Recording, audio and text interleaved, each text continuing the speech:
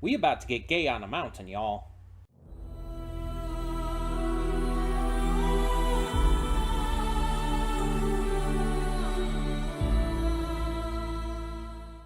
Hey everyone, welcome to Princess Gay. I'm your host Connie, and today we are here with the first part of our 2024 Pride special. I almost forgot the year for some reason. Our 2024 Pride special. This is Brokeback Mountain. This is not a donation reward. This is my choice. It is a movie we're doing for the specials. So yeah, when we do specials like this, whether it be the Halloween special, the holiday special, or Pride, it's movies that I choose. So yeah, Brokeback Mountain is a movie that came out in the 2000s and I've never seen. I know about it. I know like the gist of the story and everything. Um Two friends, I think, like go up on a mountain. I think they might get stranded there and end up falling in love. And they, I think, are both married, and this causes some issues and stuff with that. That's about what I know. It stars Heath Ledger and Jake Gyllenhaal, both of whom are great actors. The former was taken way before his time. He really just could have been one of the hugest, biggest actors around, but just all of the shit that happened when he was filming The Dark Knight and all took its toll on him, and it was a real tragedy. But he's still remembered fondly for his amazing work, and I can't wait to see what his role in this is like. Now, this movie is kind of seen as one of the most mainstream gay movies. Um, it's a movie that like became this big cultural phenomenon, and there are some divisive feelings on it. Some people really like it, some people think it's a little offensive, and then you have the other side of things where the right, the homophobic people, there are some people who are just kind of okay and just don't care about it. They're just apathetic towards it. And then some of them who just hate it because it's gay. So it's divisive kind of on all sides. And it's just a matter of how you think it handles things and everything. I haven't seen it yet, so I can't say. I can only judge based on what I've seen, and so that's what we're here to do today. I chose this as our first movie for Pride this year because, like I said, I haven't seen it, and it's probably the biggest mainstream gay movie out there, and it's something I just figured I probably should have seen by now. So let's just get to it. Um, I don't really have much of anything else to say, so I think we're just going to get into this reaction. But before we do, I do want to remind you all that we have a lot of other great content to check out on this channel. Between Monday and Friday, we have a plethora of awesome series reactions, and on Mondays, we also do YouTube reactions, or at least YouTube adjacent reactions. Anything that doesn't quite fit in to a normal series or movie reaction, whether it be short or a special or just something on YouTube. It kind of goes into that slot. And speaking of movie reactions, we do have those every Saturday and Sunday, just like this. Um, they are recorded earlier in the week, but uploaded on the weekends, just for sake of ease and to make sure that every day has some kind of reaction going on for it. We're also currently going through a couple Let's Plays on the channel. We have Spider-Man 2 every Sunday, Tuesday, and Thursday. Really been enjoying that. It's a fantastic game. And if you haven't gotten into the Let's Play yet, I will tell you that the first 9 parts, especially parts 5 through 9, do have some audio issues. It's been my first time doing a Let's Play for with a capture card, and because of that, there's some stuff I had to figure out and some stuff that I messed up on. But starting with part 10, it should all be fine from that point forward for the rest of the Let's Play. It's just, my first time with the capture card and getting everything set for that. We're also playing through Anno Mutationum on Saturdays. This is a donation reward Let's Play for Matthew Vasquez. And yeah, I'm really enjoying this one too. It's pretty wacky and silly, but a lot of fun. So that all being said, uh, thank you so much for tuning in. Let's get this going. When the screen fades to black, pause this redirect and go to the description below. Follow the link to the reaction, and after you watch it, come back here to the redirect and resume play. I actually skipped something there. But yes, we do redirect all of our reactions on this channel. The reason is simple. You know how YouTube's copyright system is broken. It's all kinds of messed up. So to avoid any possible channel strikes or even worse, a channel termination, which I've dealt with before and don't want to happen again, we play it safe and push all the reactions to another site. I know you don't want to have too many extra links to click on, but luckily it's only one for every video. You just go down in the description, click the link, and it takes you straight to the page. And on the plus side, it does mean that all of you, yes, every single one of you, gets to see the full unedited reaction completely free. No paywalls, no Patreon, and you don't even have to sync up your own copy. You just click the link, go to the video, and it's all right there in the video. I think that's pretty cool. Not every site can get away with doing that, but that's how we handle it with our channel. That being said, once you do watch it, then you can come back here to the redirect and resume play. Because after fades black and then fades back in, everything from that point forward will be my afterthoughts and will not only contain spoilers to the movie, but will also just have my general thoughts on it and possibly some other stuff related to the channel. It's always worth checking out, just to be safe. But all of that being said, thank you once again so much for tuning in, and I'll see you at the reaction. And we are back, and we'll begin with spoilers in 3, 2, 1, now.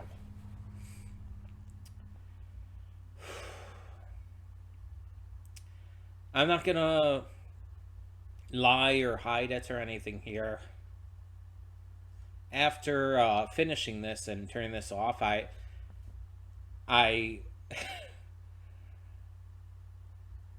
had a good cry, you could say. Not even because of what necessarily happened in the movie, but what it represents and what this movie did. Because I talked about in the pre-thoughts how this movie is the mainstream gay movie. But I didn't go into how big of a deal that is. Like, when this movie came out, there had been queer movies prior. There have been gay movies for a long time. So it's not by any means the first one. And it's not even the first one to star notable name actors. But this brought it into the mainstream in a way that other movies just didn't. And it did have controversies when it came out. But it also helped push queer cinema to become more common. And a lot of movies and shows and stuff nowadays that not only just feature queer characters but are queer stories have this movie to thank. And this movie has also been considered so culturally significant, so important, that it has also been put into the Library of Congress's film registry to be remembered and preserved forever. It's a big deal that this movie is seen as that big. I grew up in the 90s and 2000s and everything. I lived in a world that was already veering more in this direction. I grew up in a world that was starting to veer into a better direction with queer acceptance, and nowadays in 2024 it's only getting even better every year. There are some who still try to bring us down, but the amount of queer acceptance and openness has skyrocketed in a way that just you would have never thought possible. And while this story seems to be fiction based off of a short story before it, the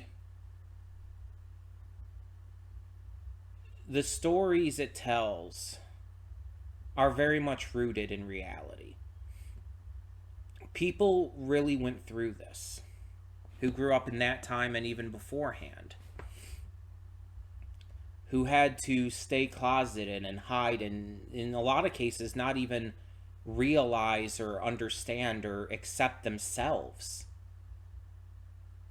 as queer, because at the time either they were too afraid to come out, or they were raised in a way to where it's like they wouldn't even recognize it, and their feelings were pushed back because they were made to believe that kind of stuff was wrong. There were people who were beaten to death for being gay, and still are, unfortunately. That is very unfortunately a thing that has not stopped. It's less than it used to be. It's very much not as bad as it used to be, but it absolutely still happens.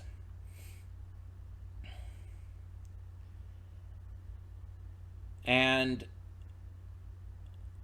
there are people who go through exactly what these two went through.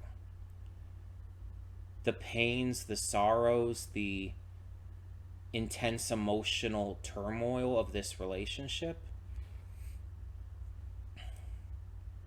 They had this trouble because they loved each other.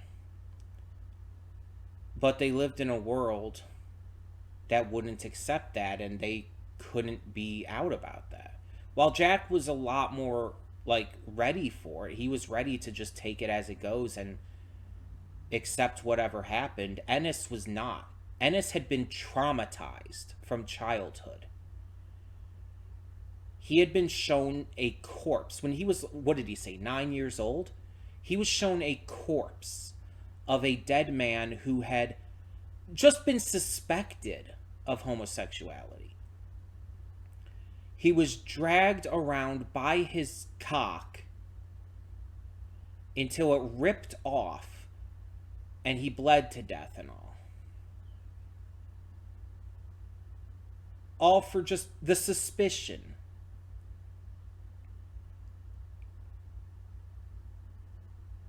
And it left Ennis in this state into adulthood to where he, even after realizing his feelings for Jack, kept refusing it, kept seeing it as a fun little fling and not something he could commit to, because he was terrified out of his fucking mind. Because his father decided his 9-year-old son needed to see something that horrific and disgusting.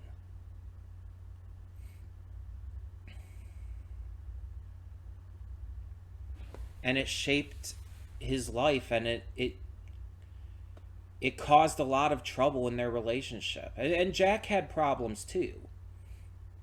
Jack was a little too gung-ho about it to the point where he was breaking boundaries. He wasn't accepting a lot of Ennis's boundaries, and that's definitely not a good way to go.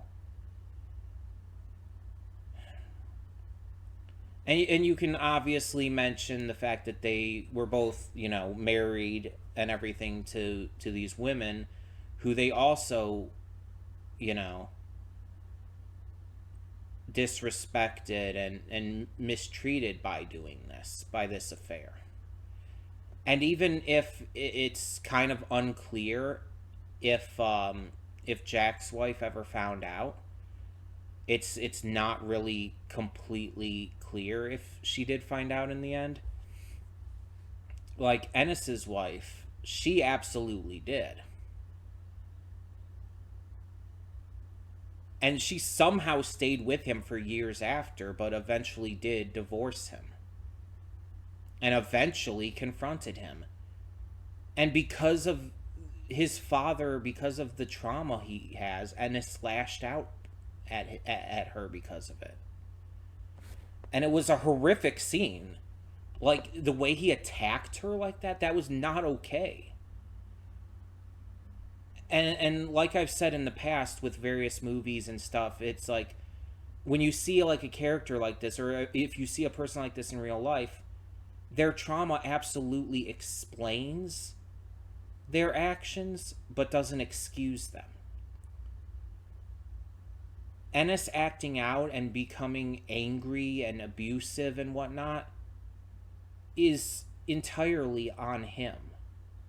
Even if it's explained by the trauma he suffered when he was a kid, it's still on him to be better than that. And he still needs to take responsibility for shit like that.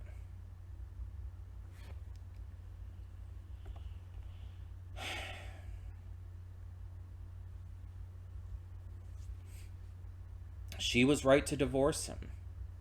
She honestly was. And honestly, she was right to get main custody of the kids. He had severe anger issues and was just not in a good place to be, taking care of them on his own in any major capacity. Having weekend visitations once a month, or not even visitations, but weekend custody once a month, was honestly probably the best thing for him. And he still bonded with his daughter, especially Junior. He bonded wonderfully with her, and she wanted him to to take her in full time initially, because she loved him so much. And she made sure that even though he didn't know her new partner, she wanted him to come to her wedding. And I'm very glad it shows growth that at the end he stopped making excuses with his work and everything, and he agreed. That was something he had been doing the entire time, the entire movie, making excuses, using work and family and everything as an excuse to not get with Jack. And at the end, it took Jack's passing to finally kind of wake him up from that.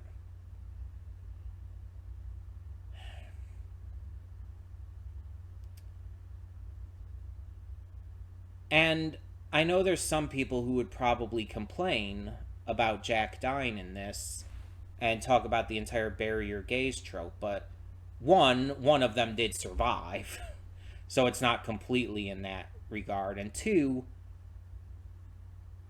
it's like, honestly, you'll miss the entire point of the film if you really make that argument. This movie is about, again, two men who cannot be together because of the various circumstances of society and their lives. They want to be together, and if they just made the decision, they could have been. But everything keeps pushing against them, including themselves. In the end, Jack's death was a wake-up call.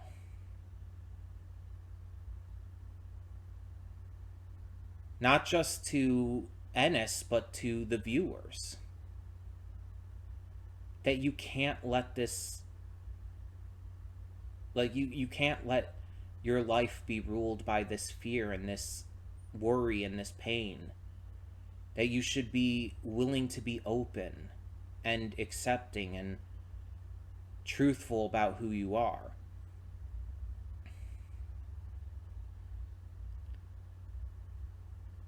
That you should be comfortable with yourself. And that when you find love, accept it. And don't push it away because you're afraid of what other people will think about it. And it goes not even just for, like, relationships romantically and everything, queer or otherwise. It can also go for familial relationships, like we see with him and his daughter. Like I said, at the end, we see him finally stop pushing things away, and he accepts his daughter's invitation to her wedding. He stops making these excuses.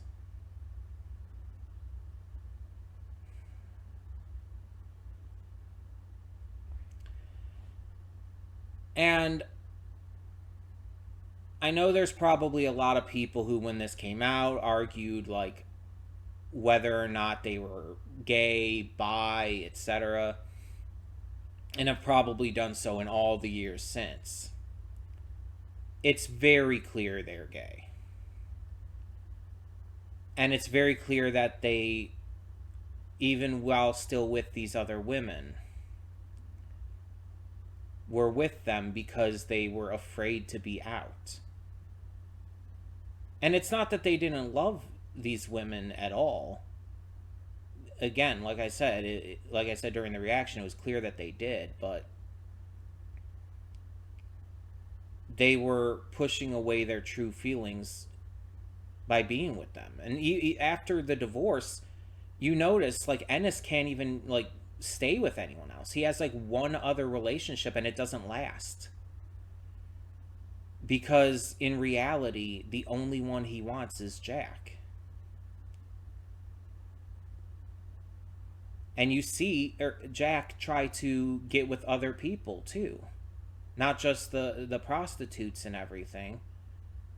But, like, you even see him kind of make a little pass at that guy at the bar. Like I said, Jack is much more open about this. He's much more accepting. But you could tell, like, even he had to hide it a lot of the time. And even he found some discomfort in being truthful about it a lot.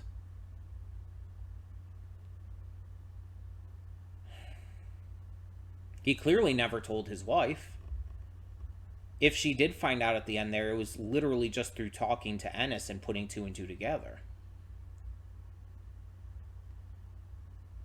He wasn't open about it either. And these two, let's be honest, did not communicate properly with each other and get these things across as well as they needed to. And it really makes me wonder what a lot of queer pioneers would have thought seeing this movie. The likes of Freddie Mercury, for example. What would they have thought seeing this movie if they had survived? If they had lived until this came out?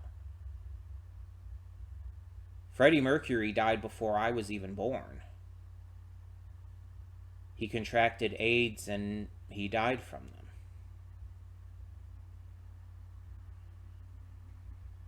I wonder if he had seen this, like, what he would have thought of it, how he would have interpreted things. Because we know Freddie was very much open about himself. He was not hiding who he was. Dude was flamboyant as fuck. And there's so many others as well.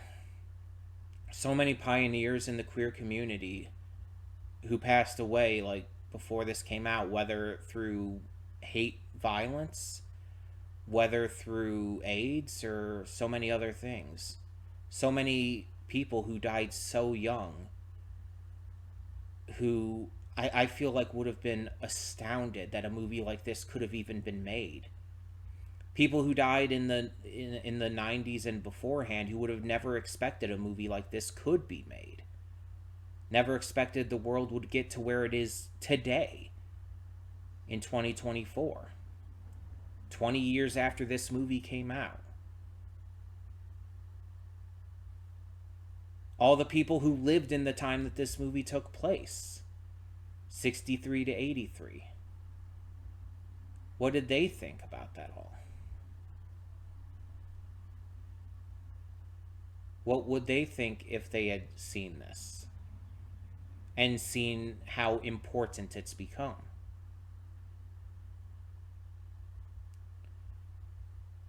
You really have to wonder. All of these people who never got to live in a world where this is acceptable, where it's seen as more normal, and people celebrate it, where we have months like this where we can just have parades and parties and festivals, picnics, to just celebrate who we are. That's what made me cry at the end. That's why I broke down after I stopped the recording. Because I started thinking about that. About all the people who never got to see where the world is today.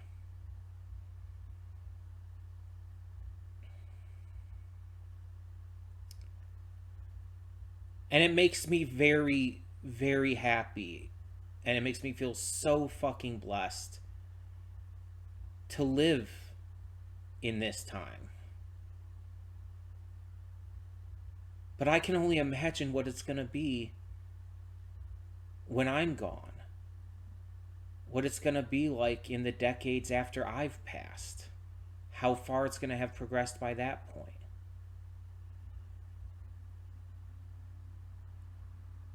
It's a fact of the matter that it's probably never going to be perfect. There's always going to be people out there who spread hate and fear and everything. But it can only get better, even if by small increments. And even if I'm not around to see it, like, as it continues over and over again, I'm just going to be happy for the people who live in that time. Who get to see that world. Who don't have to live in fear of who they are. Whether they're gay, lesbian, trans, bi, pan, asexual, aromantic, agender, does not matter. No matter what they are.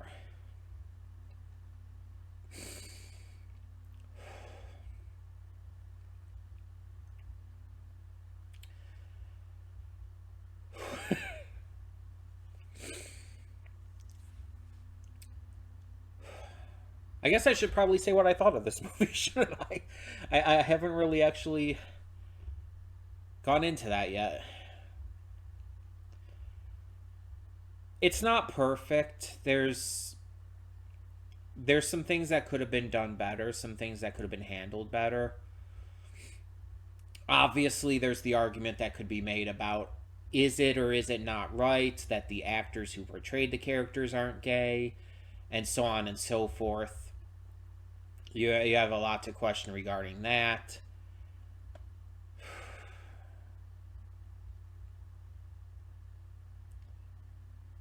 It's not perfect, but it's damn close. It's a phenomenal film that just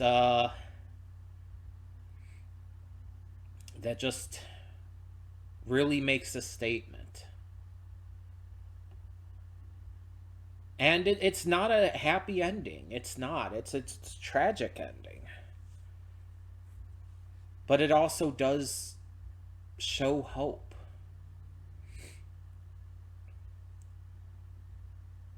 It shows that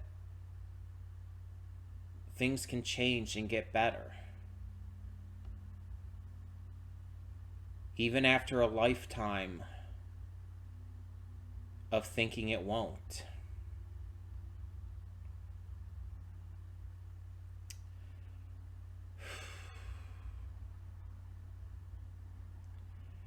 And for this movie to be seen as important as it is, to be acknowledged as this big of a deal, to have completely revolutionized queer cinema, is breathtaking.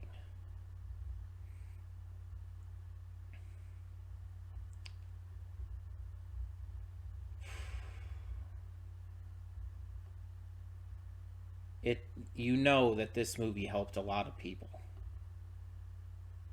find their voice and come out. Or at the very least, just be comfortable with themselves.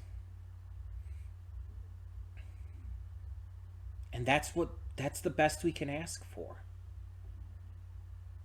If this movie did nothing else, helping people find their truth is the most important thing it could do.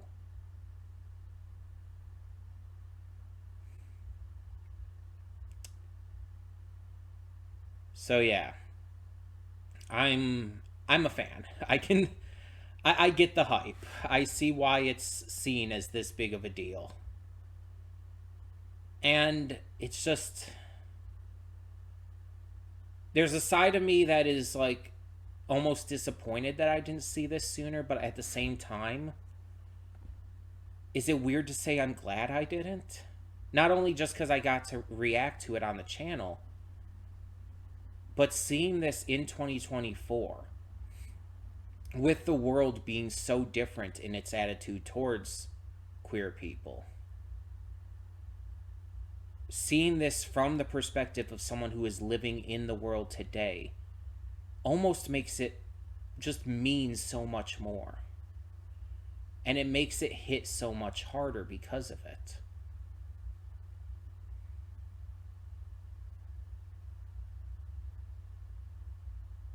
It left as big of an impact on me because I saw it at this point in time.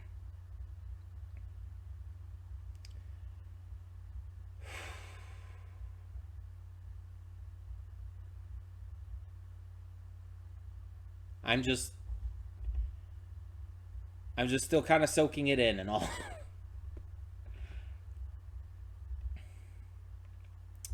Definitely gonna have to check out to see if there's any reviews from anyone I like on YouTube, like Chris Stuckman or Jeremy Johns or anyone. And definitely check for reactions. This is a really good one. I would actually, I think I would put this in kind of the same realm as Everything Everywhere All at Once, when I'm like talking about like how it's like very close to perfection but not quite there. It just has a few things that could be changed or made better or worked out a little differently that would have just elevated it that much more. That I have the same feelings towards Everything Everywhere All at Once. It's like just a couple little tweaks here and there would have just absolutely made it perfect. But even as it is, like, still an absolute masterpiece. And the fact that it is so important and has been seen as something so significant, that just matters. And is an absolutely wonderful gift this Pride Month. So as a reminder, in 2 weeks we will be getting to Victor Victoria as the next movie of our special. We'll have an extra thing at the end of the month. And there's one more thing that's coming that might already be out by the time you're seeing this. I don't know. But yeah. Hope this Pride Month has been going great for you, whether you're queer yourself or just an ally.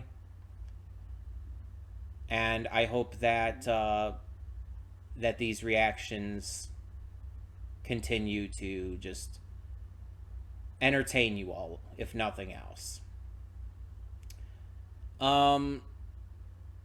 Before we close this out, I do want to real quick remind y'all, because I got to do this. It's part of what I do. That there's a lot of other great content on the channel to check out, including plenty of queer content here and there. Every Monday through Friday, we have a plethora of awesome series reactions. And on Mondays, we also do YouTube, or at least YouTube adjacent reactions. Shorts, specials, miniseries that just don't have enough episodes. Things like that, to where it doesn't fit into a normal series or movie reaction. And speaking of movie reactions, we have those just like this one every Saturday and Sunday. Most of the time, they're donation rewards from viewers and subscribers like you. But in this case, it's a Pride special for the month of June. But there's pretty much always one every Saturday, one every Sunday. So yeah, always check in on that. See what kind of movies that I just have never seen before. Some are surprising, some maybe not so much. We also have a couple Let's Plays to check out on the channel. Spider-Man 2 every Sunday, Tuesday, and Thursday. Really been enjoying that. And also really enjoying Anno Mutationum every Saturday. That one, though, is a donation reward Let's Play. And if you want to learn how to donate for future PS5 Let's Plays, there's a video on the channel. If you just go to the channel search and type in June Double Reward Month and PS5, you will find it with these. And it'll tell you everything you need to know regarding the regarding how to donate for a PS5 Let's Play. But all of that being said, let me know your thoughts on this film down in the comments below, and thank you so much for tuning in. For now, I'm Connie, and I'm signing off. Happy Pride.